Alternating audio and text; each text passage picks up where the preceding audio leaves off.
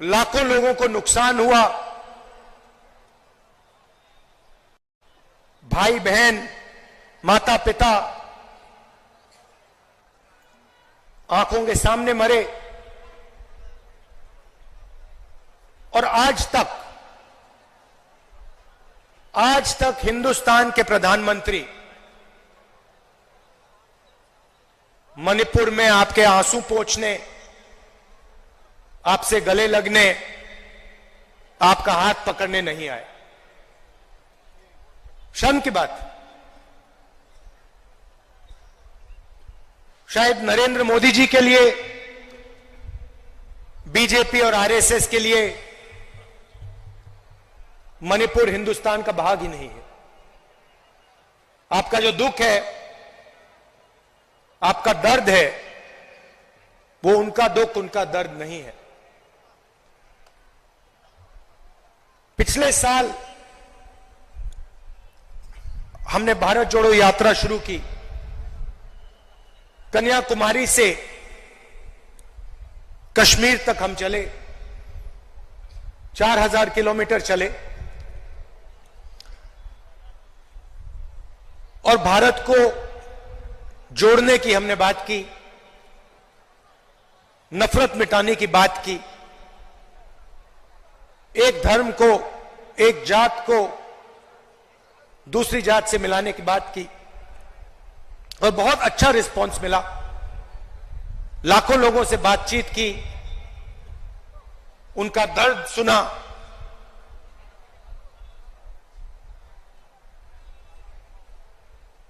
मुश्किल था, मगर बहुत अच्छा लगा। लोगों ने कहा कि कन्याकुमारी से कश्मीर तक यात्रा की है, तो फिर ईस्ट से वेस्ट में यात्रा होनी चाहिए।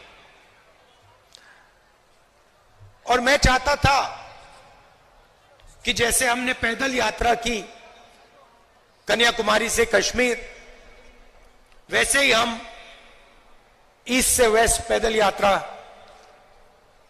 करें।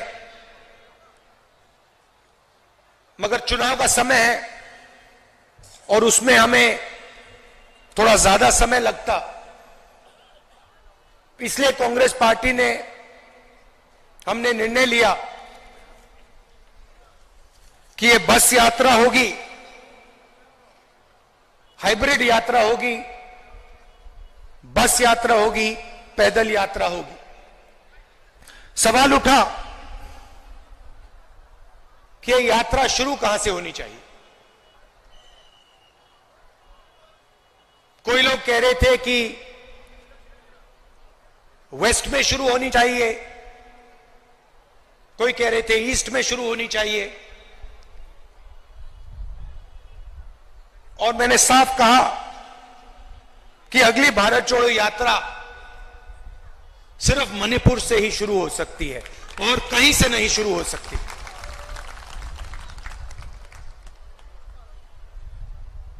मणिपुर बीजेपी की जो राजनीति है, बीजेपी की नफरत, आरएसएस की नफरत,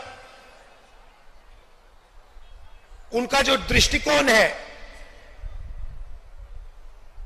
उस विचारधारा का मणिपुर एक चिन्ह है। जो आपने यहां खोया, जो मेरे भाई ने बस के ऊपर कहा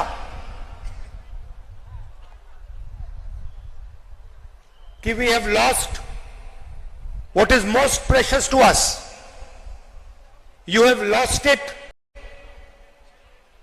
because of the ideology of the BJP, because of the politics of the BJP, because of the hatred that the BJP and the RSS spread in their politics. I was listening to my brother when he was saying we have lost what we valued, and I was thinking to myself, yes, you have lost what you have valued, but we will find what you valued once again and bring it back to you. We understand, all of us on the stage, understand the pain that the people of Manipur have been through.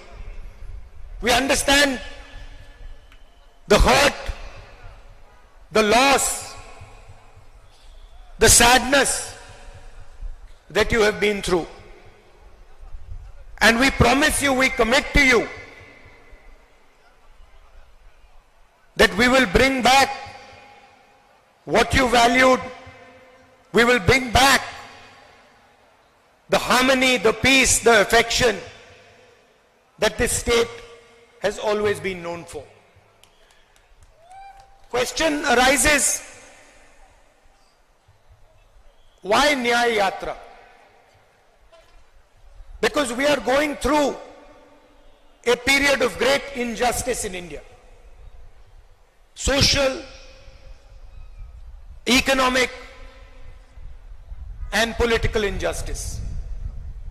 Injustice against the people of Manipur, the traditions of Manipur, but also injustice across the nation. Economically,